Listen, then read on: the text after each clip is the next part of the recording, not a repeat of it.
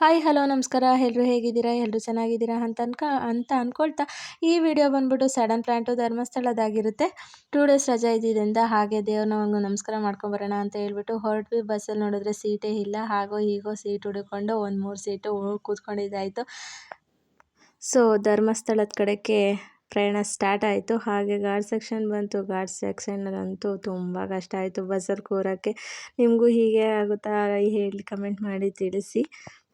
ದೇವಸ್ಥಾನದ ದರ್ಶನಗಳಿಗೆ ನಾವು ಎಷ್ಟೇ ಹೋಗಬೇಕು ಅಂತ ಟ್ರೈ ಮಾಡ್ತಾಯಿದ್ರು ಆ ದೇವ್ರ ಮನಸ್ಸು ಕೊಟ್ಟಾಗ್ಲೇ ಹೋಗೋಕ್ಕೆ ಸಾಧ್ಯ. ಹಾಗಾಗಿ ಮನಸ್ಸು ಕೊಟ್ಟ ತಕ್ಷಣ ಹೋಗ್ಬಿಡ್ಬೇಕು. ಸೊ ಧರ್ಮಸ್ಥಳ ತಲುಪಾಯಿತು. ಹಾಗೆ ಆರ್ಚ್ ಹತ್ರ ಬಂದ್ವಿ. ಒಂದು ಧರ್ಮಸ್ಥಳ ಅಲ್ಲಿಂದನೇ ಒಂದು ಫಸ್ಟ್ ಮಂಜುನಾಥನಿಗೆ ನಮಸ್ಕಾರ ಮಾಡಿಬಿಟ್ಟು ರೂಮ್ ಅಂತೂ ಸದ್ಯಕ್ಕೆ ಸಿಕ್ಕಿತ್ತು. ತುಂಬ ವೀಕೆಂಡ್ ಅಲ್ವಾ, ತುಂಬ ರಶ್ ಇತ್ತು. ಹಾಗಾಗಿ ಆದರೂ ಕೂಡ ನಮಗೆ ಒಂದು ಸ್ವಲ್ಪ ಸಿಕ್ಕಿತ್ತು. ಅದೇ ನಮ್ಮ ಪುಣ್ಯ ಅಂತ ಹೇಳ್ಬೋದು. ಆ ಬಿಸಿಲಲ್ಲಿ ನಡೆಯೋಕ್ಕಾಗದಿರ ಹಾಗೂ ಹಿಂಗೂ ಒದ್ದಾಡಿಕೊಂಡು ರೂಮಿಗೆ ಚೆಕ್ ಇನ್ ಆದ್ವಿ. ಹಾಗೆ ಹಿಂದ್ಗಡೆಯಿಂದ ದೇವಸ್ಥಾನ ಕಾಣಿಸ್ತಾ ಇತ್ತು. ಅಲ್ಲಿ ದೇವ್ರಿಗೆ ಒಂದು ನಮಸ್ಕಾರ ಮಾಡಿ ನಂತರ ತಕ್ಷಣ ಒಂದು ಫ್ರೆಶ್ ಅಪ್ ಆಗಿಬಿಟ್ಟು ಸೌತಡ್ಕ ಗಣಪತಿಗೆ ಫಸ್ಟ್ ಹೋಗಿ ಬರೋಣ ಅಂತ ಹೇಳಿಬಿಟ್ಟು ಅಲ್ಲೂ ಹೋದ್ವಿ. ಅಲ್ಲೂ ಕೂಡ ತುಂಬ ರಶ್ ಇತ್ತು.